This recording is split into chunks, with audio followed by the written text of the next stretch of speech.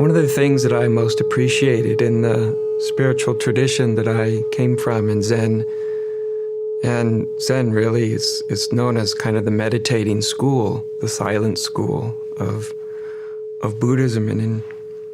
And the beauty of that was there was no ambiguity, no confusion about what the foundational orientation or practice was. And that, there's many ways of meditating and approaching meditation. But in essence, it's a kind of listening.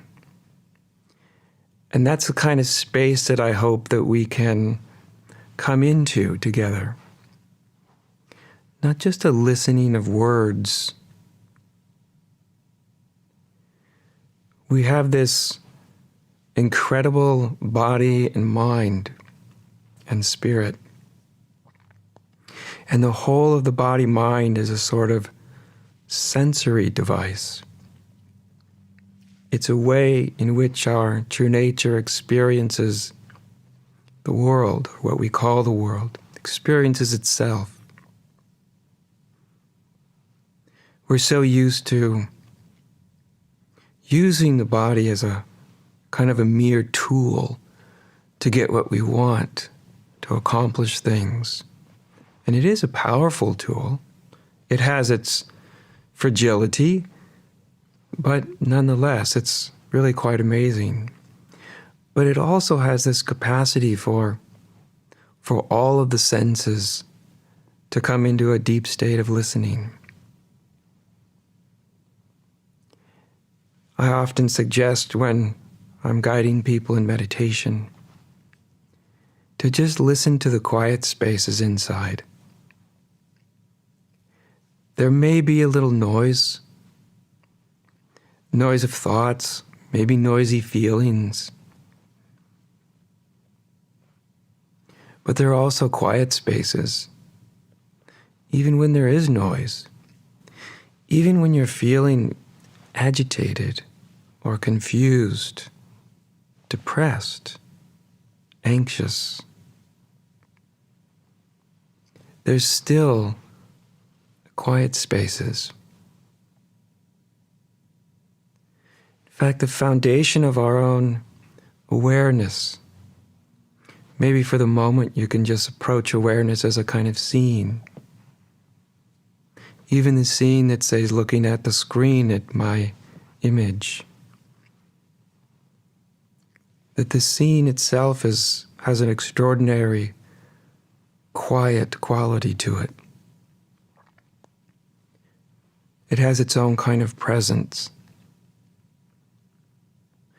A presence that feels a little bit different every day, from hour to hour even, maybe minute to minute.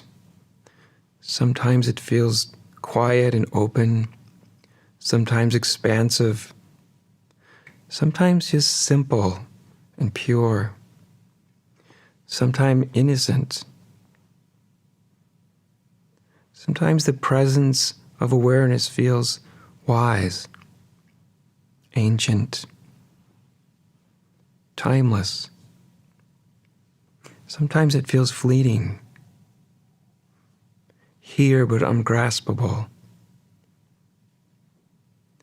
seemingly disappearing and yet never out of sight.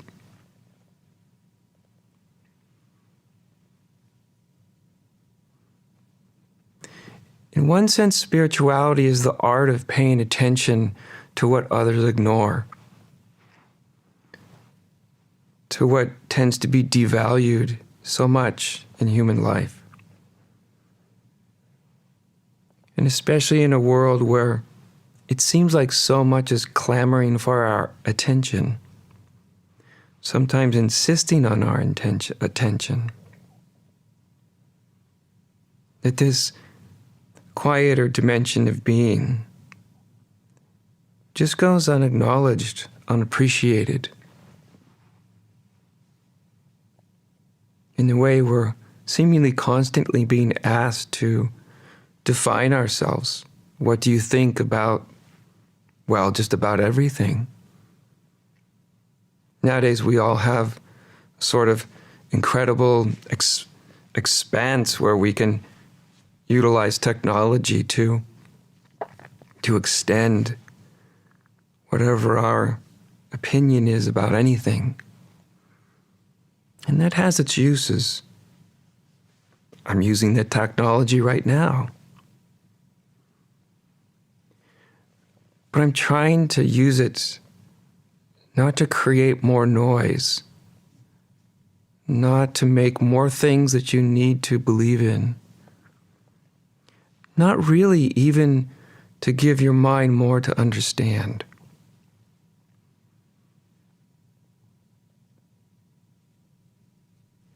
My hope is that this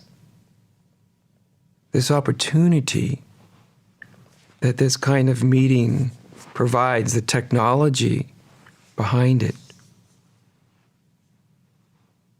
is that it's a kind of meeting of the heart, you could say. Just something, not just of ideas, not even spiritual ideas. Because even spiritual ideas can cover over something that's sort of quietly present, innocent. Something that can't be made into complex ideas.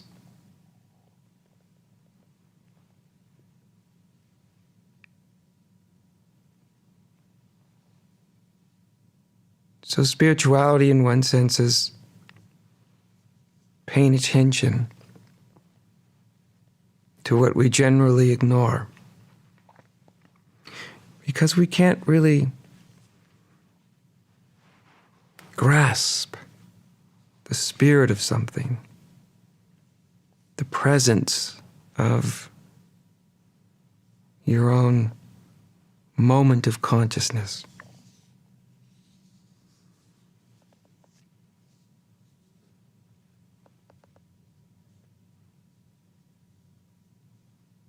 You can't turn spirit into a commodity. It seems quite useless sometimes.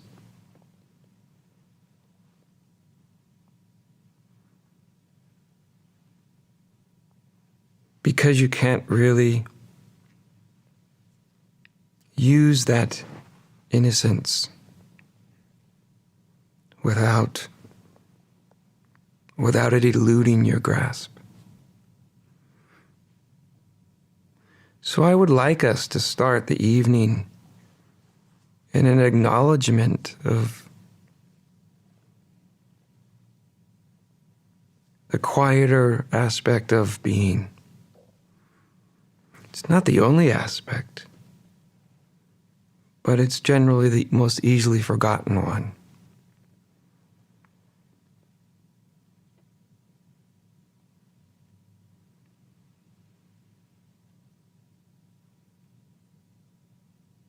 I'd like to be a reminder that we not use spirit or spirituality for egocentric purposes.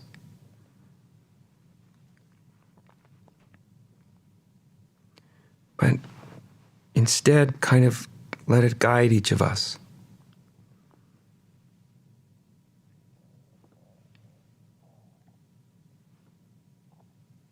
Let your own awareness take you into it, take you into itself.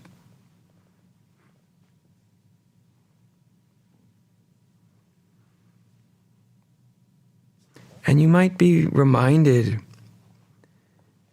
maybe just in the fleeting sense of your own heart.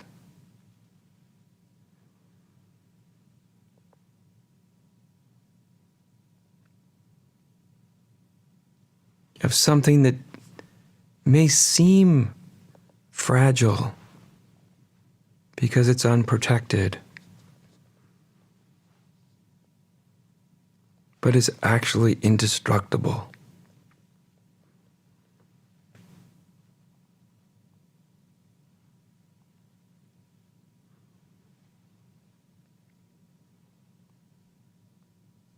So it's here that we should meet one another.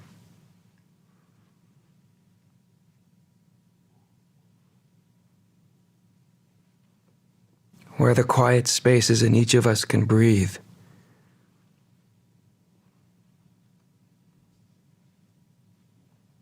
Where there's room in between the words we say, or even the words we think.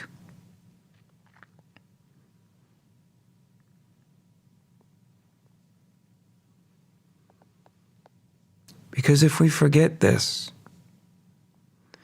when spirituality moves away from this simplicity of presence,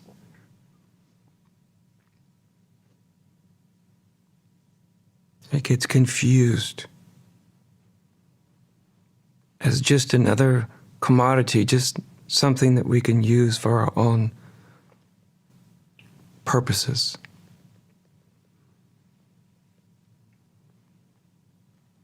It's an interesting thing to kind of turn things around sometimes and see what your spirit wants of you instead of what you want from it.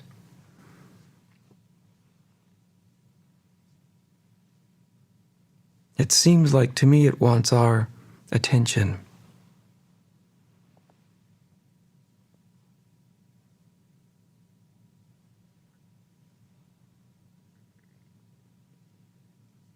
It wants our heart.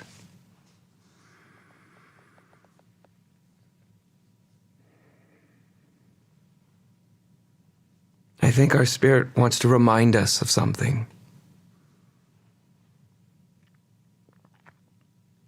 For each of you, it may want to remind you of something different, something unique to you. For some, it might remind you of your own innocence, for others of your loving heart. Some of you, your spirit might want to remind you of your own presence.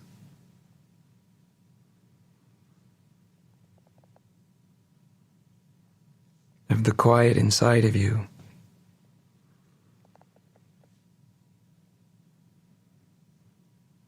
And also of the strength of you, the strength of your spirit.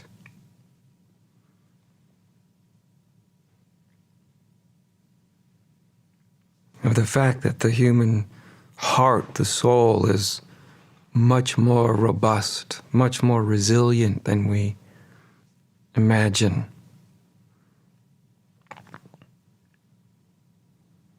It needs to be. Life isn't always an easy thing.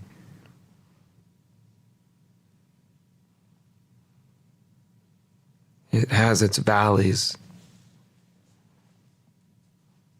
and its mountaintops. But can you feel how something holds it all?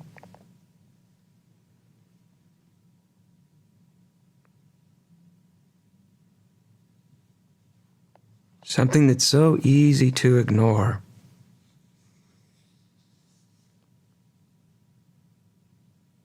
To forget about.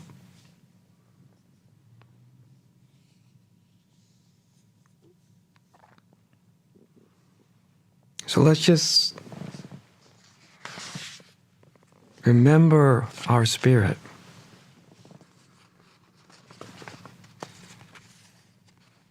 And maybe we can together listen from our spirit.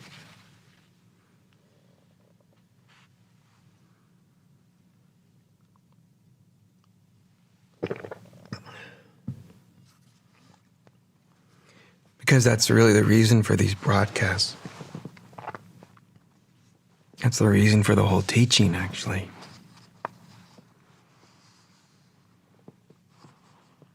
I don't want to tell you what to think, or what to feel, or what you should be doing or not doing.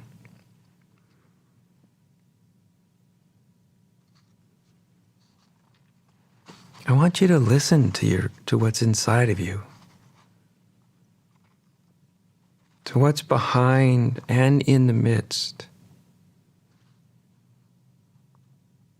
of all the comings and goings of life.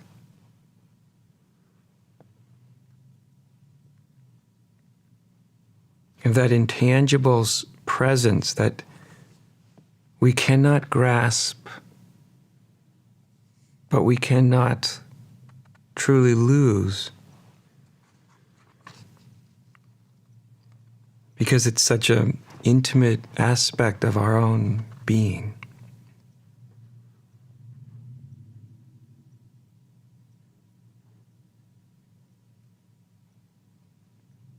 It's a noisy world. And tonight I just want to remind you of the quiet spaces within the world.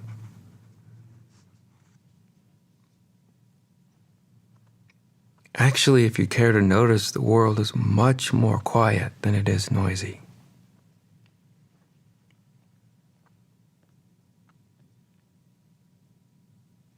If you ever have the doubt about that, go walk somewhere where there are no voices.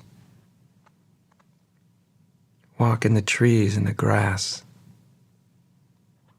or along the shoreline, or simply down the sidewalk. And hear your own listening.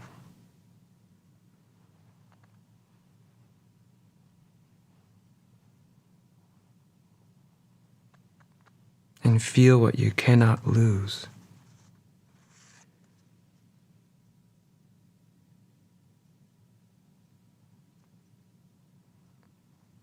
And come back to your heart.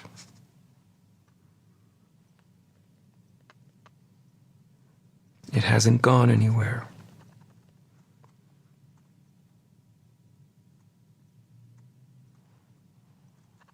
It's not broken. It's not damaged. Even if you experience brokenheartedness and damage. There's something within all that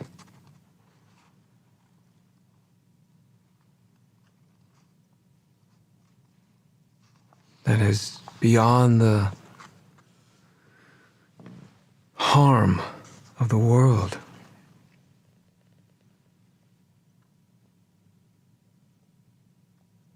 And that presence, that heartful, affectionate presence, the world needs that.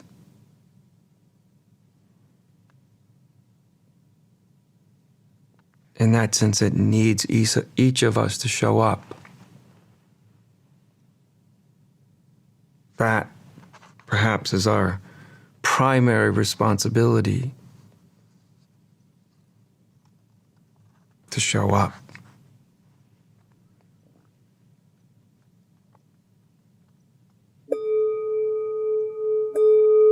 To bring forth what is so easily forgotten by others.